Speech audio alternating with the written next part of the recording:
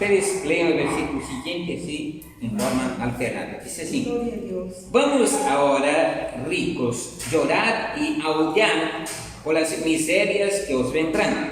Vuestras riquezas están podridas, vuestras ropas están comidas de polilla. Vuestro oro y plata están enmohecidos, y su moho testificará contra vosotros, y devorará del todo vuestras carnes como fuego. Habéis acumulado tesoros para los días postreros. He aquí el cual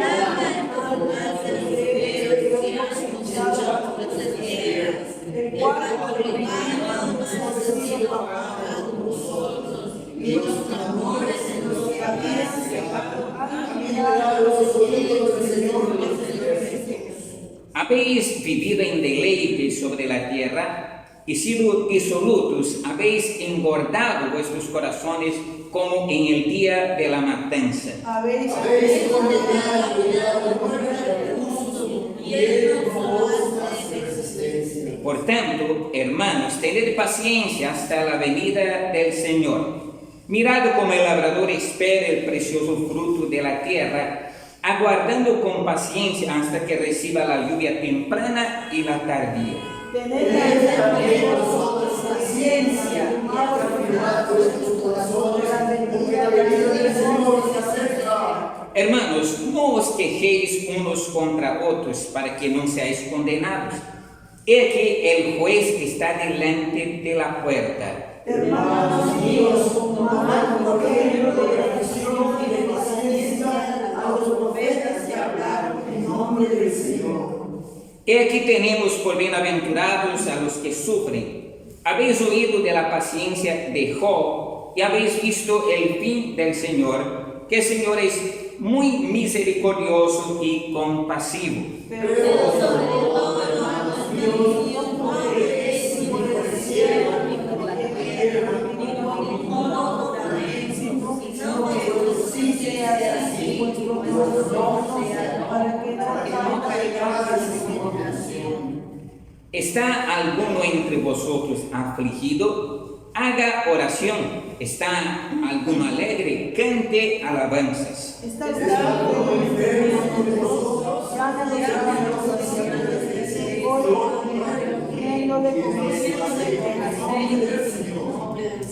Y la oración de fe salvará al enfermo y el Señor lo levantará. Y si hubiere cometido pecados, le serán perdonados. confesaos vuestros penas unos con otros y orad unos por otros para que la oración puede mucho.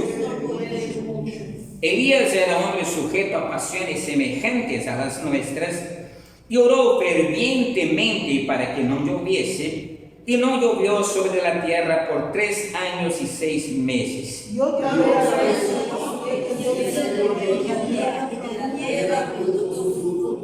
Hermanos, si alguno de entre vosotros se ha extraviado de la verdad y alguno le hace volver, sepa que será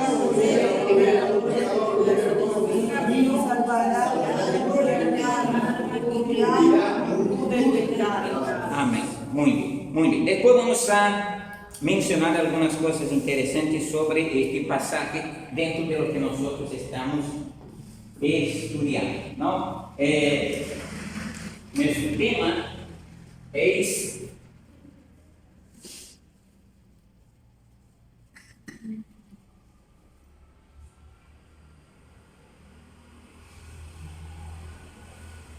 hermenéutica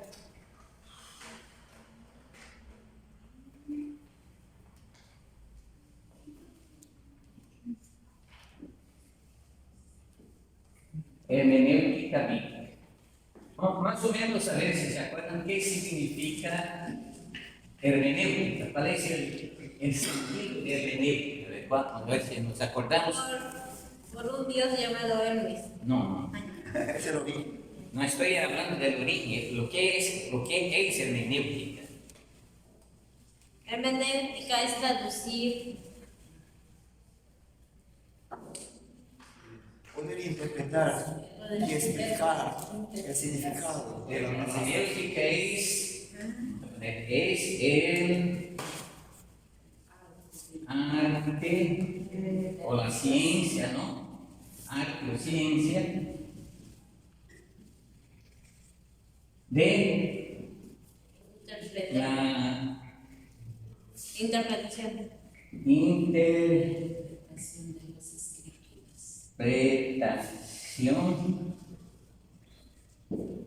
de Las escrituras. la Biblia, o las escrituras de la Biblia. Entonces, en resumen, así en un panorama resumido, en un panorama general, cuando hablamos de hermenéutica, en específico caso de la hermenéutica bíblica, porque recuerden que yo les hablé que la hermenéutica no es necesariamente o primordialmente bíblica, ella fue asociada a la Biblia para dar la interpretación de los textos bíblicos. Entonces, cuando hablamos de hermenéutica bíblica, hablamos que es el arte o la ciencia de la interpretación de la Biblia o de los textos bíblicos, ¿no? En resumen, en panorama general, esto es lo que significa hermenéutica, ¿no? Hermenéutica es el arte de buscar entender, ¿no?, los textos bíblicos y tratar de interpretarlos. ¿No? Recuerda que para saber eso hay muchas cosas, ¿no? Por ejemplo, una de las cosas que es importante para la hermenéutica es en el caso del tiempo, ¿no? Recuerda que nos separa un periodo largo de tiempo, de la escritura original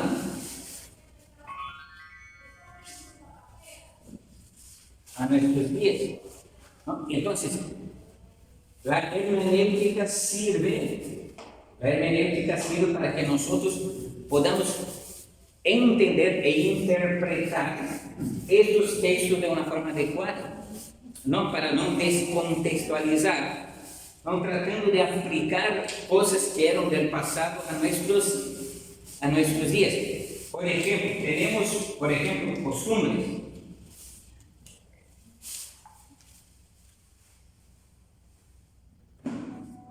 costumbres. Que en algún caso estas costumbres estaban o se refieren necesariamente al tiempo en que fueron escritas. Un ejemplo que quizás hemos dado, no sé si lo vamos a ver aquí, después vamos a volver aquí a Santiago, ¿no?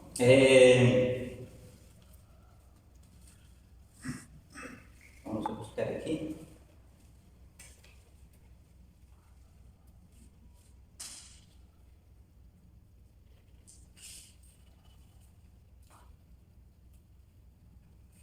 Primera a los Corintios 14, 34 y 35.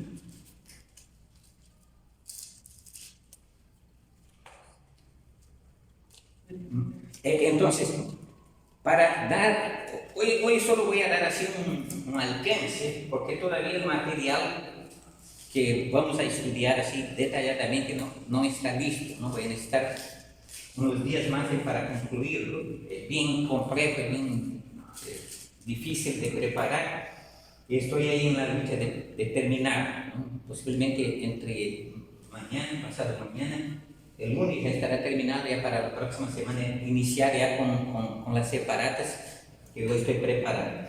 Pero note que tenemos entonces que analizar eso, la cuestión tiempo, la escritura original, es decir, cuándo fue escrita, en el contexto en que fue escrito, en el momento en que fue escrito, para qué fue escrito. O sea, tiene una razón, un propósito en el momento en que fue escrito, y a veces nosotros tenemos que también evaluar esa cuestión, porque a veces pasa que nosotros tratamos de hacer con que las cosas que fueron dichas para aquel tiempo sean aplicadas hoy, cuando a veces ya no tienen la misma validez para nuestros días, ¿no? Y una de las cosas son costumbres de la época.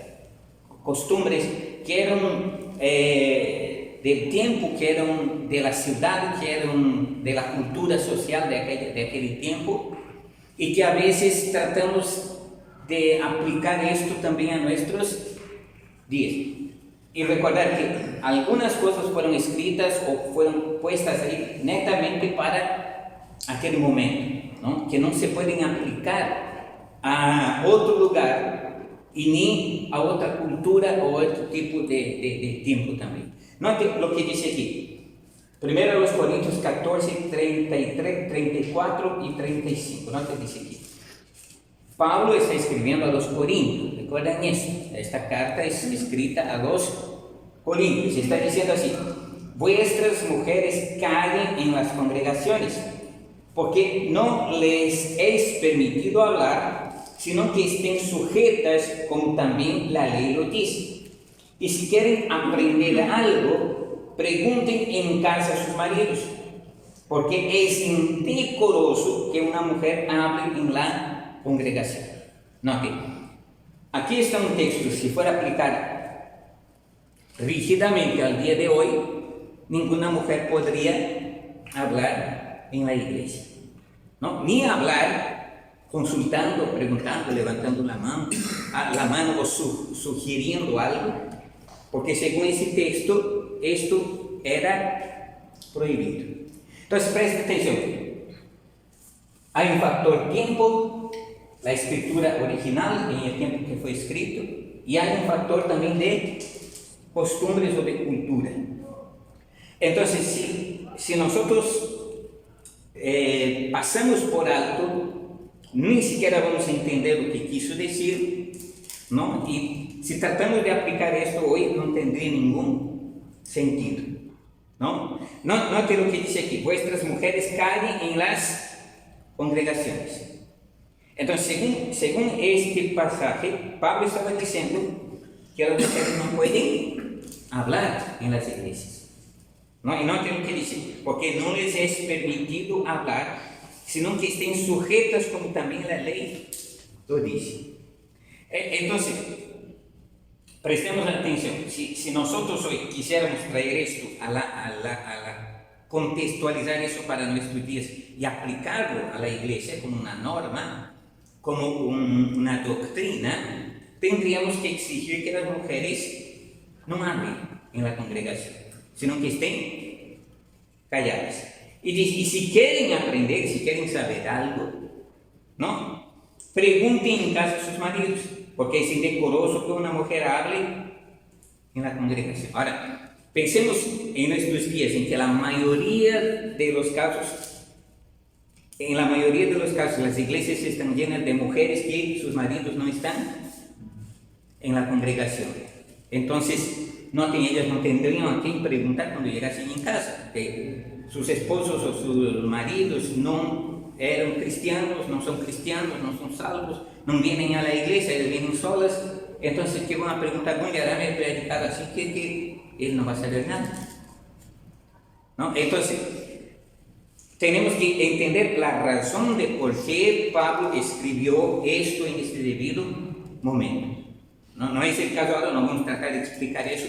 Solo estoy dando aquí una pauta de que muchas veces, muchas cosas no deben ser tomadas para nosotros hoy al pie de la letra, como si tuviéramos que aplicársela a nuestros días. Entonces, este es uno de estos casos, ¿no? En que existe el factor tiempo que nos separa más de 2000 años desde el tiempo que Pablo escribió esto, y también nos separa el factor costumbres, o en todo caso pudiéramos poner aquí también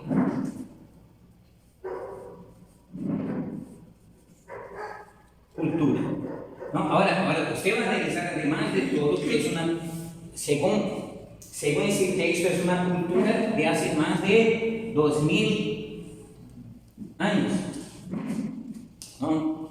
Es una cultura de hace más de 2000 años. Entonces, desde el tiempo que escribió Pablo estas cosas ya se pasaron 2000 años. Entonces, prestemos atención que hubo una razón específica en este debido momento por qué Pablo escribió estas cosas. ¿Y a quién escribió? Él escribió a la iglesia de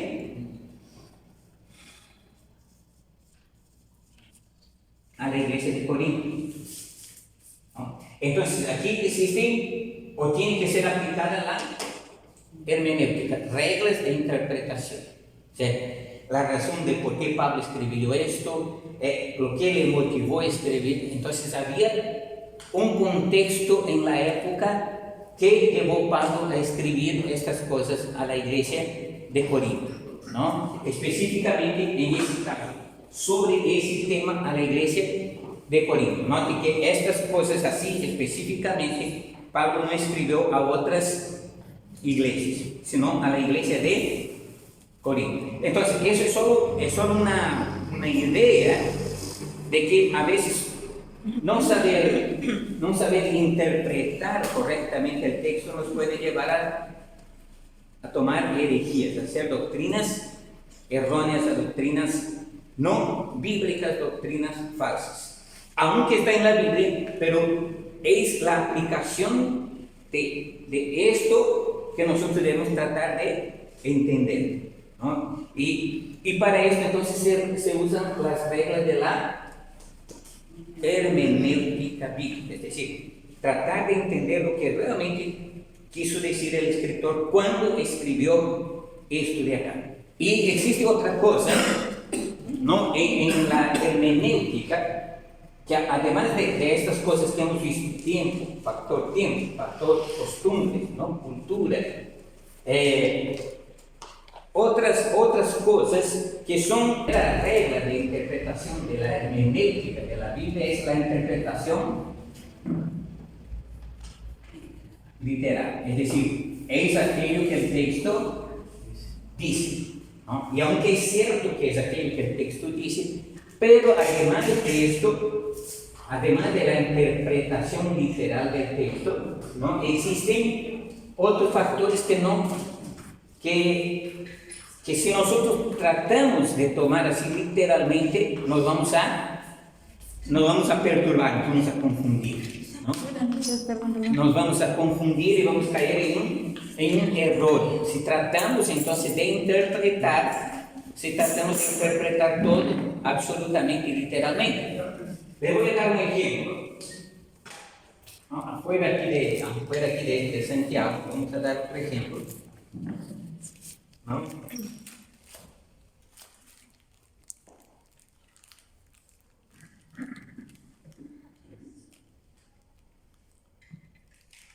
Vamos a dar dos ejemplos aquí para entender esto, ¿no?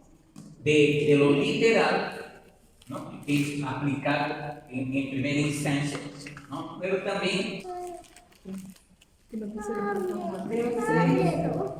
y versículo 6. Mas tú, cuando ores, entra en tu aposento y cerrada la puerta, ora a tu Padre que está en secreto, y tu Padre que ve en lo secreto te recompensará en público. Muy bien, hemos leído ese texto, ¿no? Note el siguiente, me he acordado ahora, literal, el sentido figurado, porque el otro sentido simbólico es otra cosa ya también, ¿no? Entonces existe el literal y existe el figurado. El figurado es entonces una representación, una figura de aquello que es basado en lo literal, pero es hablado de forma figurada. Aquí cuando leemos, he puesto aquí la palabra puerta. Cuando usted lee ese texto, ¿qué entiende? Dice, mas tú cuando ores, entra en tu aposento y cerrada la puerta, ora a tu Padre que está en secreto, y tu Padre que ve en lo secreto te recompensará en público. Cuando usted lee el texto, además nosotros tenemos que tener otra cosa en consideración. No lo vamos a ver ahora, ¿no? Pero tenemos que tener otra cosa en consideración, que es el contexto, ¿no? El contexto de todo el capítulo, si posible, o un contexto más amplio todavía, que eso nosotros vamos a estar viendo detalladamente cuando ya entremos en la lección misma. No, que solo estoy dando así unas pautas así sueltas así a largos rasgos de algunas cosas. Entonces, para entender, por ejemplo, el significado de esto, no es siempre, no en todo caso, vamos a aplicar puerta en el sentido literal. A veces puerta es figurada. Pero nosotros, para que entendamos perfectamente si es literal, o se está hablando de forma así, cabalmente literal, o se está hablando de forma figurada, a veces tenemos que entender también el contexto. ¿Qué es el contexto? El contexto es lo que viene antes y lo que viene después, ¿no? Hay un contexto general, hay un contexto que es el mínimo, ¿no? Que es el contexto de los versículos anteriores y posteriores, y hay un contexto más amplio y hay un contexto general que es toda la Biblia. O sea, para aplicar ese sentido a veces hay que entender lo que dice en toda la Biblia respecto a determinado tiempo, determinado asunto, ¿no? Si el tema más abrangente, más grande, por decirlo así, es el aplicar a toda la Biblia, entonces en el caso tendríamos que aplicar ese sentido, o sea, esta palabra o esta explicación a lo que realmente quiso decir. Entonces, hemos hablado de puerta, hemos leído aquí, solo estoy dando un ejemplo, ¿no? Hemos leído aquí Mateo capítulo 6, versículo 6. Si usted leyera ese texto, leyendo dentro del contexto también, ¿qué entendería usted por fuera? Vamos a ver aquí, voy a poner aquí, puerta aquí es. Voy a poner aquí qué es. ¿Es literal o es?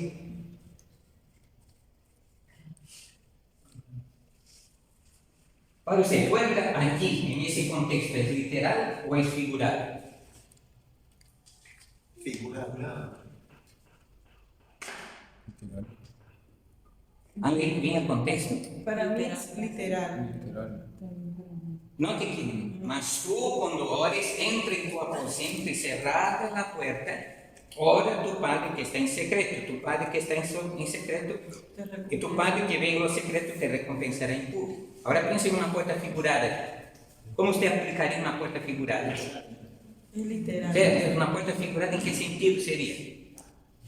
Puede, en el sentido de que puede existir, puede estar ahí la puerta, pero no necesariamente cerrada, más bien en silencio, en privado, avisando a los demás que no interrumpan, no molesten porque está orando. Pero en todo caso más fácil Ya no sería sería cerrar la privado. puerta, ¿no? Ya no sería privado. Entonces no te que Jesús está hablando de un cuarto, Sí. está hablando de un cuarto, de un aposento, Pues ahí es de una casa.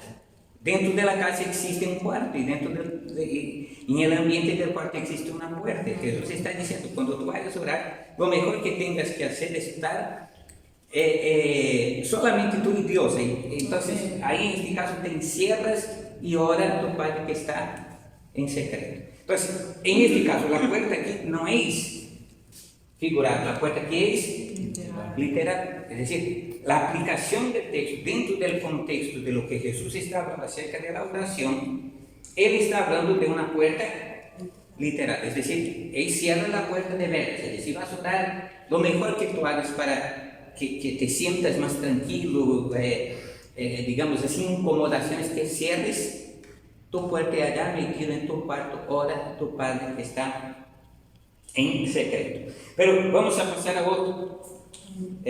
Mateo 7, 13 y 14. Y vamos a ver ahí.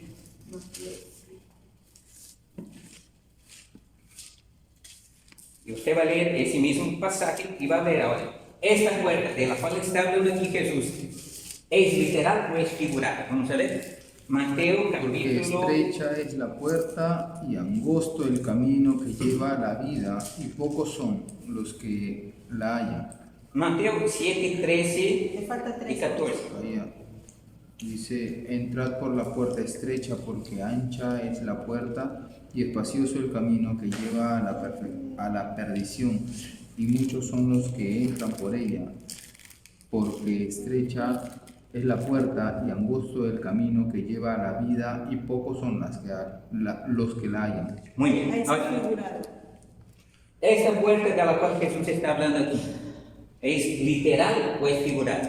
Es figurado. Esta No puerta existe esa es puerta. figurada, es decir, es una figura que está tratando de enseñar algo, de representar algo a través de la figura de la puerta, ¿no? Entonces está diciendo, entrar por la puerta estrecha no significa aquí de una forma literal una puerta a la cual tú tienes que Física, entrar, ¿no? Una puerta física. no, así, ¿sabes?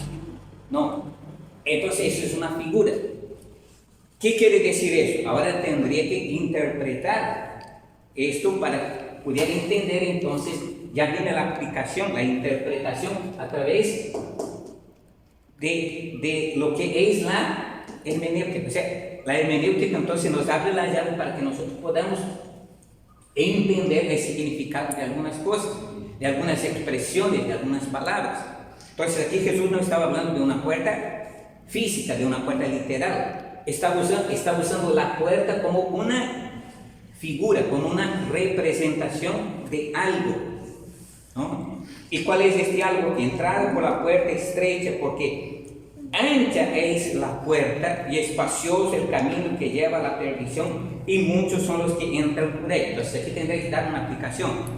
Esta puerta no es referente a la iglesia, no es referente a nuestra casa, no es referente al lugar donde vivimos y entramos por una puerta. Esta puerta es una referencia ¿a qué? Al mundo. A la vida, al mundo, a la condición de vida, ¿no? Entonces tiene una aplicación, dice, porque estrecha es la puerta. Esto implica que en la dificultad de la vida cristiana, en Limitaciones. las cosas que pasan en la vida cristiana, las dificultades, las limitaciones, los pesos y todas estas cosas. Entonces, cuando leemos esto, aquí hay dos tipos, dos puertas. Una es literal y la otra es figurada, ¿no? Es figurada. Por ejemplo, Mateo 24:33. Mateo 24:33. Así también vosotros, cuando veáis todas estas cosas, conoced que está cerca a las puertas. Está cerca a las puertas, ¿no? Nuevamente, ¿qué es el sentido ahí? ¿Es literal o es figurado? Figurado. ¿No? Es figurado porque las puertas se está hablando aquí de la cercanía, ¿no? Entonces aquí ya tendré que buscar una aplicación. Y note que aquí viene también el factor que hemos visto anteriormente, el factor cultural y el factor tiempo, porque también se aplica dentro de una cultura, que para entender nosotros perfectamente lo que Jesús quiso decir con eso, tendríamos que entender un poco también de la cultura de aquel tiempo. Porque estas palabras, así también vosotros, note que estaba hablando al pueblo que le estaba escuchando, así también vosotros, cuando veáis todas estas cosas, conoced que está cerca a las puertas. Entonces, habla de algo que representa a una persona que está acercándose a algo, para entrar en algún lugar, para entrar en alguna ciudad. Siempre era representación de una figura, de una persona, de una entidad, de un rey, de un magistrado, alguien que era importante y que esta persona estaba entrando a las puertas de la ciudad. Entonces su cercanía representaba que se estaba ingresando a la ciudad para promover algo, para hacer algo, para dictar algún acontecimiento, alguna cosa. Y aquí también dice, así también vosotros cuando veáis todas estas cosas, conoced que está cerca, es decir, está para entrar, ¿no? La proximidad. Es decir, entonces Jesús está hablando de las condiciones de la vida, del tiempo, y dice, cuando vean estas cosas se den cuenta que está cerca. Ahora, si usted va a leer el contexto, se va a dar cuenta que estaba hablando de acontecimientos que iban a darse en tiempo posterior a Jesús mismo, ¿no? En tiempo posterior a Jesús mismo. Ahora aquí también vamos a ver otra cosa dentro de esto que es, yo solo estoy haciendo un alcance, ¿no? Que es doble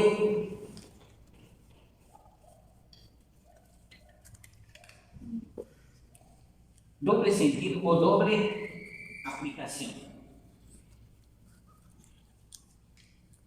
¿No? Doble sentido, doble aplicación. ¿A qué se refiere esto? Es que a veces hay cosas que están relatadas que en algunos casos ya tuvieron su acontecimiento, pero ellas tienen una doble aplicación. Es decir, acontecieron en un momento, en un pasado, pero volvieron a acontecer en un tiempo futuro, o estas cosas fueron dichas en un tiempo pasado y sucedieron, pero están previstas para acontecer también en un tiempo futuro. Entonces, aquí nosotros nos podemos notar que una de las cosas, por ejemplo, vamos a ver aquí un ejemplo que les voy a dar. Y Isaías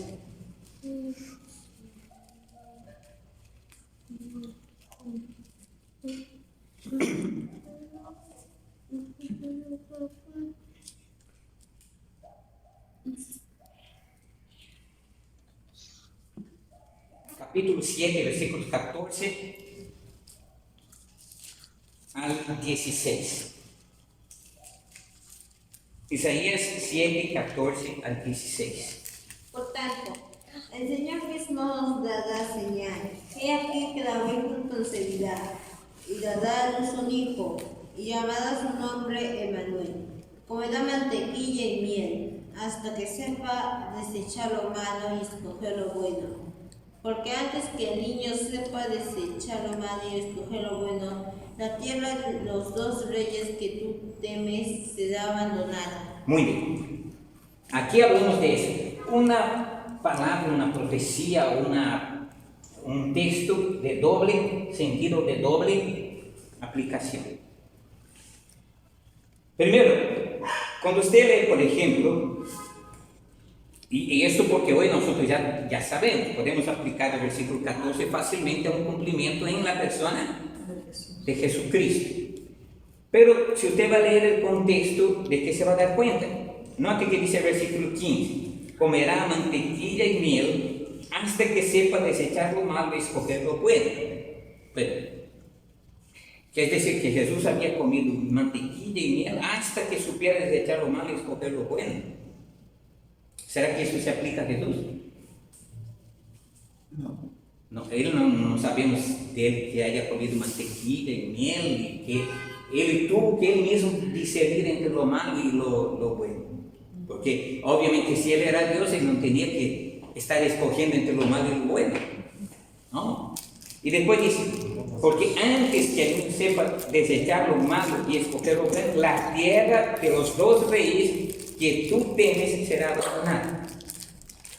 Entonces note que esto de los versículos 15 y 16 no se aplica a Jesús, ¿no? Entonces, esta es una profecía o una palabra de doble sentido, de doble aplicación. Es decir, eso se refiere a una cosa que sucedió en el tiempo de Isaías, ¿no? Que hubo este acontecimiento en los tiempos de Isaías, pero que volvió a tener su cumplimiento profético en los tiempos de Jesús. El versículo 14 dice: por tanto el Señor mismo os dará señal. He aquí que la Virgen concebirá y dará a luz un hijo y llamará su nombre Emmanuel. Ahora, esta palabra, ¿no?, fue profetizada ¿para quién? ¿Para quién fue profetizada? ¿En qué tiempo fue profetizada esta palabra? ¿No? Si leemos el contexto, nosotros vamos a ver aquí en el capítulo 1, en capítulo 7, versículo 1, dice así. Presta atención, dice ahí en Isaías 7:1: aconteció en los días de Acaz, hijo de Jotán, hijo de Usías, rey de Judá, que Rezín, rey de Siria, y Peca, rey hijo de Remalías, hijo de Israel, subieron contra Jerusalén para combatirla, pero no la pudieron tomar. Y vino la nueva a casa de David diciendo: Siria se ha confederado con Efraín y le estremeció en el corazón de su pueblo, como sé. Y ahora sí, ahora note lo que dice el versículo 3: ¿Quién lee el versículo 3? Entonces dijo Jehová a Isaías: sal ahora al encuentro de Acaz, tú y Sear-Jasub, tu hijo, al extremo del encuentro del estanque de arriba, en el camino de la heredad del lavador. Y después dice, y dile. Entonces ahora, ¿a quién fue enviado Isaías para hablar? ¿A quién fue enviado Isaías para hablar? Acaz. Al rey Acaz. Y vamos a poner al rey Acaz. Entonces, esa profecía, ¿a quién fue dirigida en primera instancia? Al rey Acaz. Esa profecía en primera instancia fue dirigida al rey Acaz. Pero ella tiene una doble aplicación. Ella tanto fue aplicada en el tiempo del rey Acaz, como también para Jesús. Vamos a ver lo que nos dice acá, por ejemplo.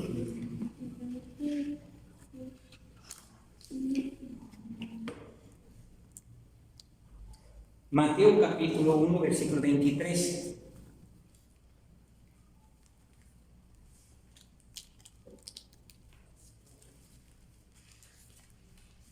Uno dice así: 1:23. He aquí una virgen concebirá y dará a luz un hijo, y llamará su nombre Manuel, que traducido es Dios con nosotros. Entonces, aquella palabra que fue dicha en aquel entonces, 750 años antes aproximadamente, tuvo su cumplimiento en los tiempos de Acaz, pero volvió a tener otro cumplimiento en los tiempos de Jesús. ¿Basado en qué? En la misma profecía. ¿No? En la misma profecía. Dice que Mateo toma la profecía de Isaías y la aplica al acontecimiento del nacimiento de Jesús. He aquí una virgen concebirá y dará a luz un hijo, que llamará su nombre Emmanuel, que traducido es Dios con nosotros. Entonces, esta es una referencia de doble referencia, doble sentido, doble aplicación. Aconteció en los días de Acaz, pero ella también tenía una referencia posterior, futura, para acontecer en los tiempos de Jesús. Amén. Varios pasajes en las Escrituras podemos encontrarlos, ¿no? Entonces, esta es otra cosa que se aplica a la hermenéutica bíblica. ¿No?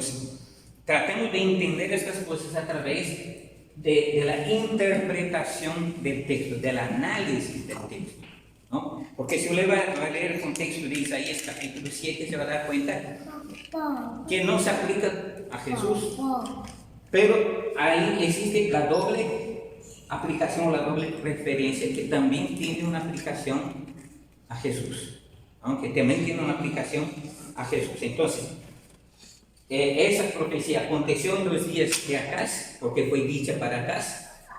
No, imagínense que el Señor hubiese dicho a Acaz y aconteciera 750 años después, pues no tendría sentido algún que hablara a Acaz. No se aplicaría nada para Acaz, porque ¿de qué serviría una profecía que se va a cumplir 750 años después? Entonces, tuvo una aplicación para Acaz, pero también tuvo una aplicación futura para los tiempos en que Jesús nació. Entonces, la Biblia va a decir que Jesús nació de una virgen. Entonces, Mateo toma aquella profecía de Isaías y la aplica en referencia al nacimiento de Jesús. Amén. Amén. ¿Entendido? Muy bien. Una pregunta muy poco. O sea, decimos, cuando se hace literal, ¿cómo se manifiesta? ¿Cómo se entiende? Luego, figurado, ahora, doble sentido, referente a la hermenéutica. Estos serían llamados características de la hermenéutica o cualidades de la hermenéutica. Características, ¿no? Pero como les dije, hoy aquí solo estoy hablando así a, ¿cómo se llama esto? A largos rasgos, así, ¿no? Grosso modo. Ajá.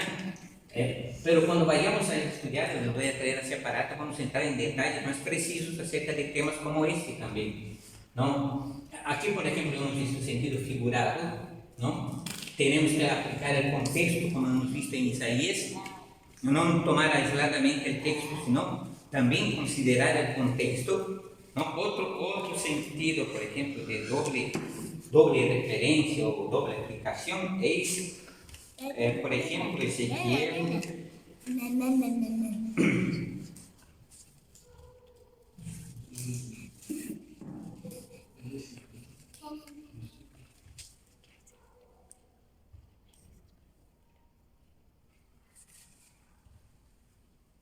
Ezequiel, capítulo 28, versículos 11 al 13.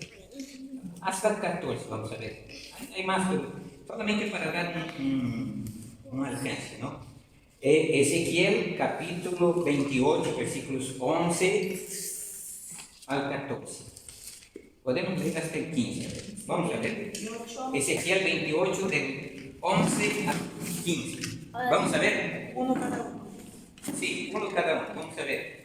Yo empiezo aquí, otro sigue con el 12, otro con el 13, otro con el 14, otro con el 15. Vino a mí palabra de Jehová diciendo: Hijo de hombre, levanta y echa sobre el rey de Tiro y dile, así ha dicho Jehová el Señor, tú eres el sello de la perfección, lleno de sabiduría y acabado de hermosura. En el huerto de Dios estuviste, toda piedra preciosa fue tu vestidura, de sardio, topacio, diamante, turquesa, ónice y berilo, de zafiro, rubí y esmeralda y oro. Las obras de tus tamboriles y pífanos estuvieron apercibidas en ti el día que fuiste creado. ¿Y sigue? Tú, querubín grande, protector, yo te puse en el santo monte de Dios, y estuviste en medio de la piedra, y sobre el fuego te paseaba. ¿Y 15? Perfecto eras en todos tus caminos, desde el día que fuiste creado hasta que se halló en ti maldad. Muy bien. No, en primera mano, ¿a quién está hablando? Satanás. No. ¿Un querubín? Al rey del Tiro. Está hablando en primera mano al rey. Al rey de Tiro. Esa es una aplicación doble sentido, doble aplicación, doble referencia. En primera mano está hablando al rey de Tiro. Literalmente está hablando al rey de Tiro, ¿no? Porque está diciendo aquí claramente: vino mi palabra de Jehová diciendo, hijo de hombre, levanta endechas sobre el rey de Tiro y dile. Entonces, literalmente, aquí existe otra aplicación, literal y figurada. Y he quitado aquí, he puesto esta palabra, pero ya vamos a ver por qué. ¿No? Entonces, la aplicación literal es que está hablando al rey de Tiro, ¿no? Y existe la doble referencia, doble aplicación. Vamos a ver esas cosas ahora. Y después, levanten de hecho sobre el rey de Tiro y dile, así dicho Jehová el Señor, tú eras el sello de la perfección, lleno de sabiduría y acabado de hermosura. Entonces, aquí existe otra cosa que se analiza también en la hermenéutica, que es la ironía. ¿Saben qué es la ironía? ¿Qué es la ironía?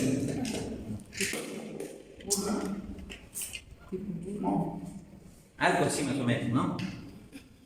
La ironía, ¿qué es cuando quieres expresar algo de alguien, pero con ciertos tonos de burla, ¿no? Así, pero no burlándose así directamente, pero haciendo de una forma irónica, ¿no? Es decir, así como diciendo, eres esto, ¿no?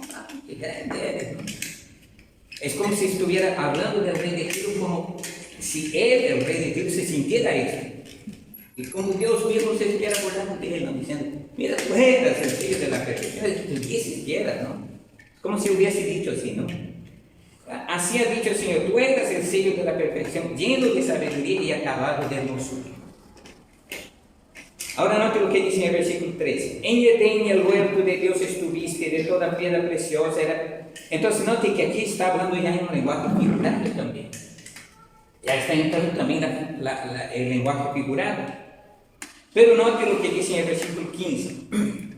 La última parte del versículo 13 dice así: los primores de tus tamboriles y flautas estuvieron preparados para ti en el día de tu creación. Entonces, no, en primera mano está hablando al rey de Tiro, pero hay una aplicación, un doble sentido, una doble aplicación, que además de estar hablando del rey de Tiro, está hablando de la rebelión de Satanás. Entonces, está con que el rey de Tiro con el mismo Satanás. Porque note aquí, los primores de tus tamboriles y flautas estuvieron preparados para ti en el día de tu creación. Entonces, note que explica que hay alguien que fue creado en el día de tu creación. Y el rey de Tiro no fue creado, el rey de Tiro nació, ¿no? Fue engendrado, nació de una mujer, pero Satanás no, Satanás fue creado. Ahora note que en el versículo 14 va dando más detalles.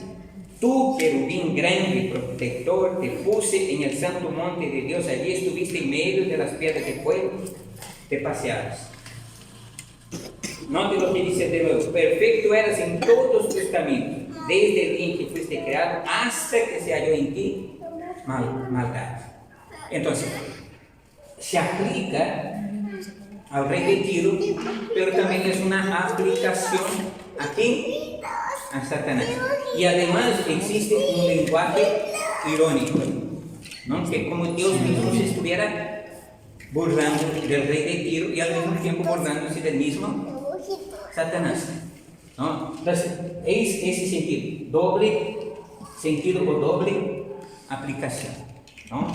Y aquí nosotros vemos esto, es otro sentido. Está hablando en primera mano del rey de Tiro, ¿no? Y eso nosotros vamos a aprender más detalladamente en las lecciones cuando vayamos a estudiar, pero también está hablando acerca de Satanás. Además, Dios está usando un lenguaje irónico, ¿no? Está usando un lenguaje irónico, ¿no?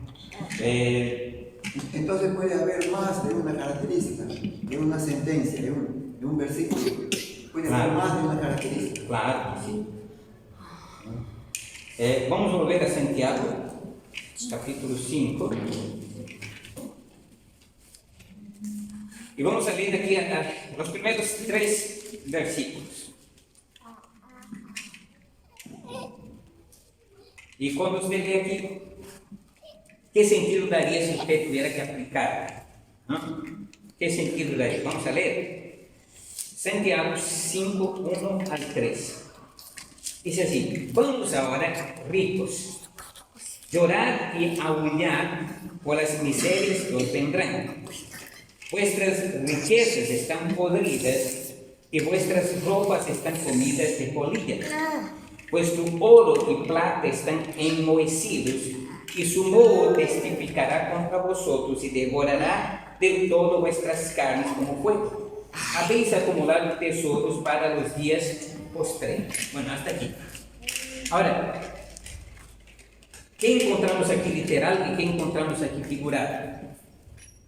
A ver, vamos a ver esas dos cosas. Además también de la ironía, ¿no? Entonces, ¿qué encontramos aquí literal y qué encontramos aquí figurado? El primer versículo que dice: vamos ahora, ricos. Ahí vamos a poner aquí. Ese es el figurado. Voy a poner aquí.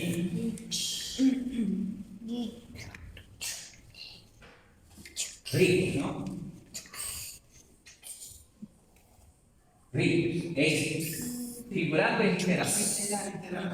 Ricos es literal, es decir, estaba escribiendo a ricos realmente, ser personas adineradas, que son dinero. Entonces dice, ¿qué aquí ahora? Ricos. Ahora, después dice llorar y aullar por las miserias que os vendrán. ¿Qué encontramos aquí figurado? Aullar. Aullar, ¿no? ¿Por qué una persona no aulla? Lobos. ¿No? Entonces es una expresión para decir el sufrimiento que iban a tener, ¿no? El dolor que iban a sentir, ¿no? Que les iba a pasar y iba a causar tanta angustia que con que su llanto sería como aullido de lobo. Entonces, esto es una aplicación. Figurada. Aullar es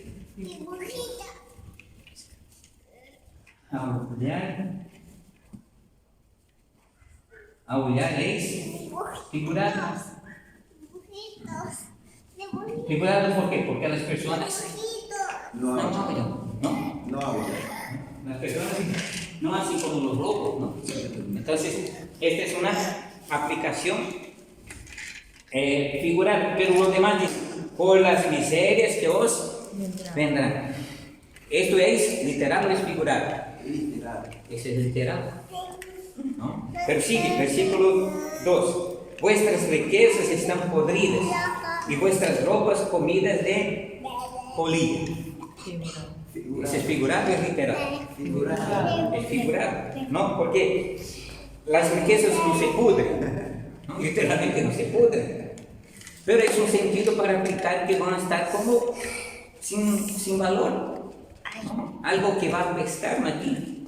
Porque lo que pasa con los poderes apesta, huele mal, ¿no? Vuestras ropas están comidas de polilla, ¿no? Es otro sentido de una aplicación figurada para decir que no tendrán ningún valor, ¿no?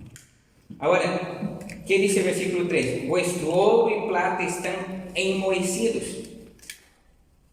y su moho testificará contra vosotros. Note aquí.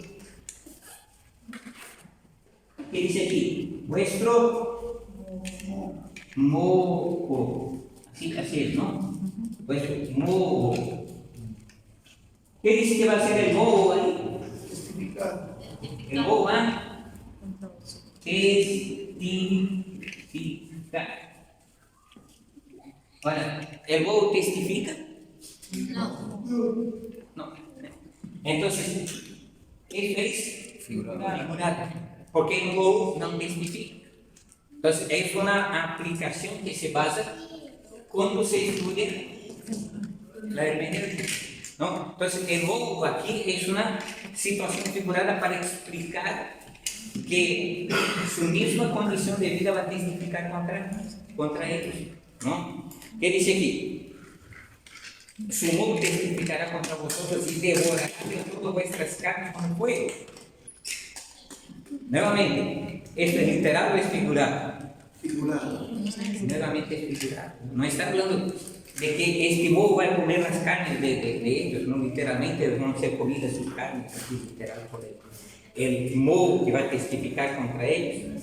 Y dice, habéis acumulado tesoros para los días postreros. ¿Esto es figurado o es literal? Eso es literal, porque ellos se habían acumulado riquezas, habían acumulado riquezas para guardar para el futuro. Pero ¿qué aconteció aquí? ¿No? Aquí nos va a decir después todas estas cosas, ¿no? Y tiene un propósito, una razón por la cual Santiago escribió esto, que está aquí en el capítulo 5, ¿no? Note el versículo 7. Por tanto, hermanos, tened paciencia hasta la venida del Señor. Mirad como el labrador espera el precioso fruto de la tierra, aguardando con paciencia hasta que reciba la lluvia temprana y tardía. Tened también vosotros paciencia, afirmad vuestros corazones, porque la venida del Señor se acerca. Ahora preste atención. El escritor cambia, ¿no?, la perspectiva a otra idea. Dice, por tanto, hermanos, tened paciencia hasta la venida del Señor. Ahora preste atención. Esto fue escrito hace cuánto tiempo? Unos 2000 años, ¿cierto?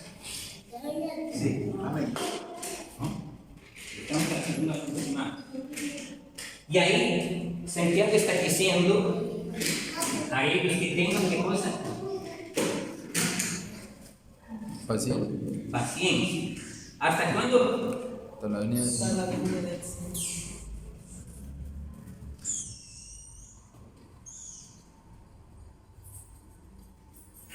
Hasta la venida de él. Voy a poner aquí. Señor. Ahora no. ¿A quién escribió Santiago esto en su perspectiva de él? ¿A quién escribió? ¿Será que cuando escribió él pensaba en nosotros? A los ricos. ¿Será que pensaba en el año 2023 que nosotros hoy estaríamos leyendo esto? No, a los ricos de ese entonces. No, que tiene un contexto, ¿no? Y él está hablando de los ricos que maltrataban a los jóvenes, Trabajadores. ¿no? Que hacían daño a los pobres. Él está diciendo ahora a aquellos que eran maltratados que ellos tuviesen paciencia. ¿Hasta cuándo? Hasta la venida del Señor.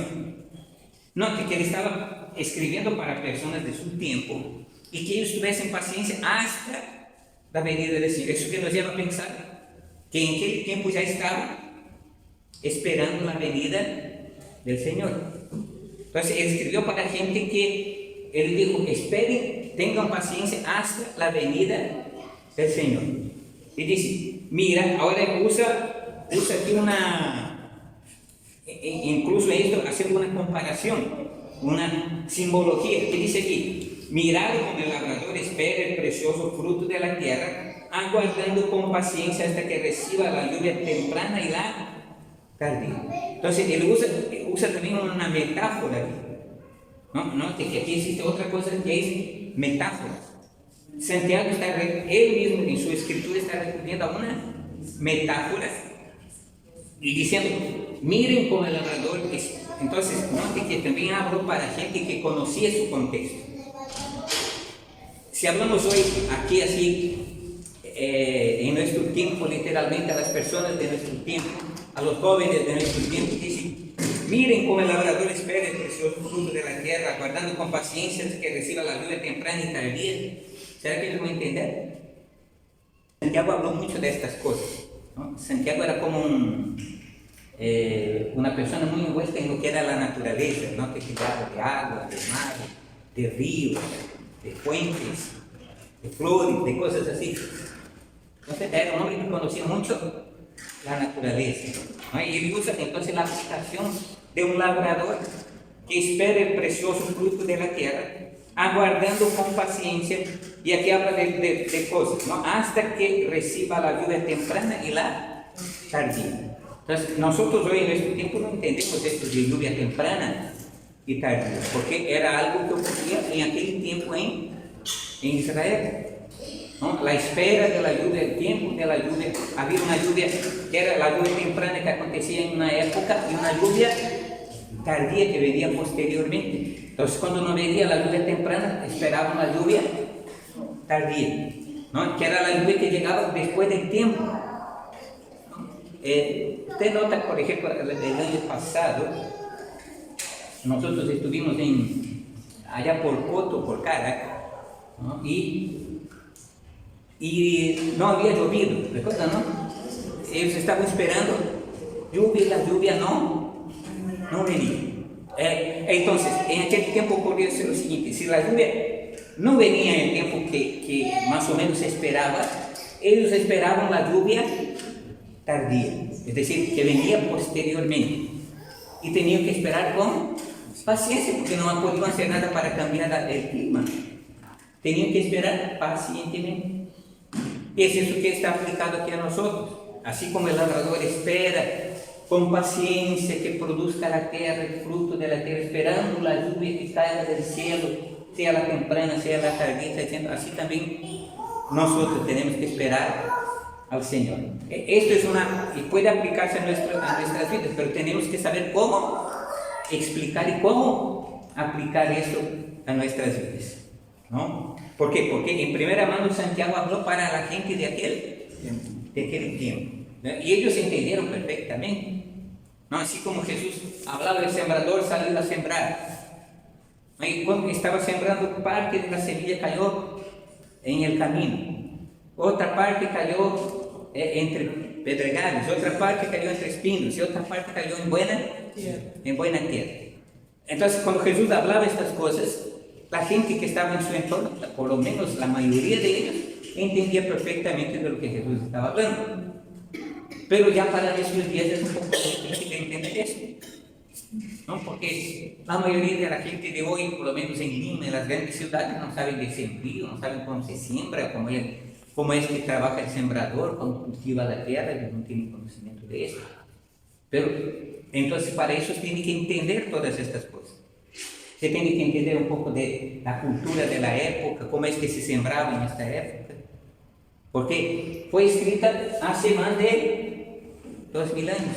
Incluso la forma de sembrar hoy no es como en aquel entonces. ¿Entienden todas esas cosas? Amén. Muy bien, terminamos. Pastor Gruber, ¿cuándo es figurativo y cuándo es simbólico?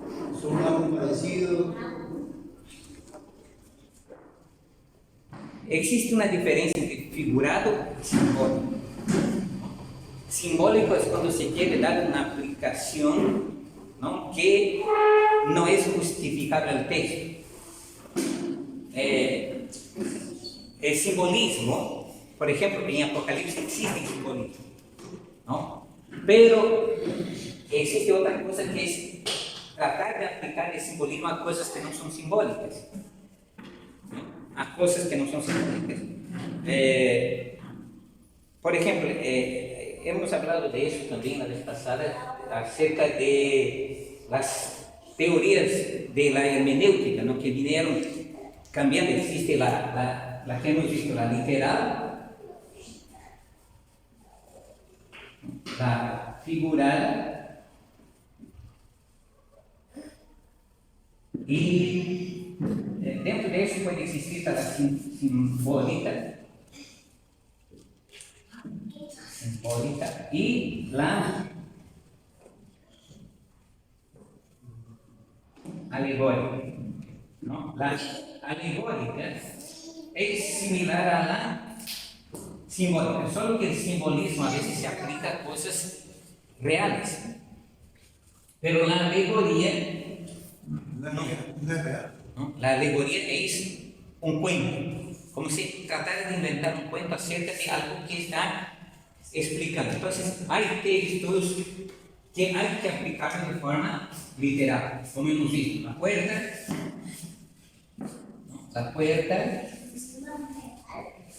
puede ser literal, puede ser figurada.